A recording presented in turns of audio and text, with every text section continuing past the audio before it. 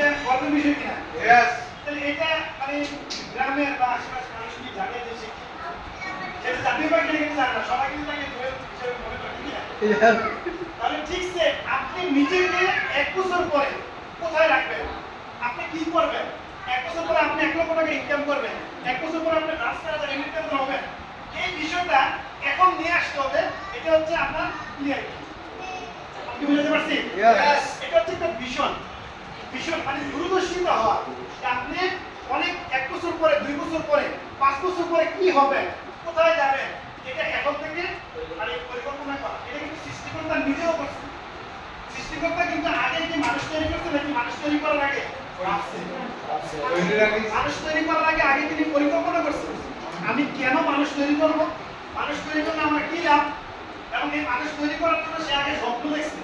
তাহলে আমাদের স্বপ্ন দেখা দরকার কিনা? Yes. কিন্তু আপনি আমি স্বপ্ন দেখলে মানুষ মনে করবে যে সিনেমাটা সে সব লাখ টাকা স্বপ্ন দেখা দরকার। যেখানে সৃষ্টিকর্তা শিখাইতেছে যে আপনি স্বপ্ন দেখেন। ঠিক না? Yes. সৃষ্টিকর্তা বলতেছে আপনি স্বপ্ন দেখেন, স্বপ্ন দেখতে হবে। আর তিনি নিজেও স্বপ্ন দেখছেন।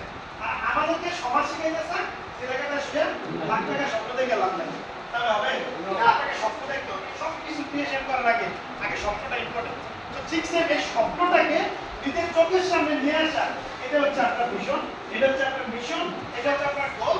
এটাকে বলা হয় clarity is power. Yes. Yes. Yes. আপনি যদি মনে করেন যে আগামী 26 সালে আমি কি হব, তাহলে কিন্তু আপনি এখানে সম্ভব।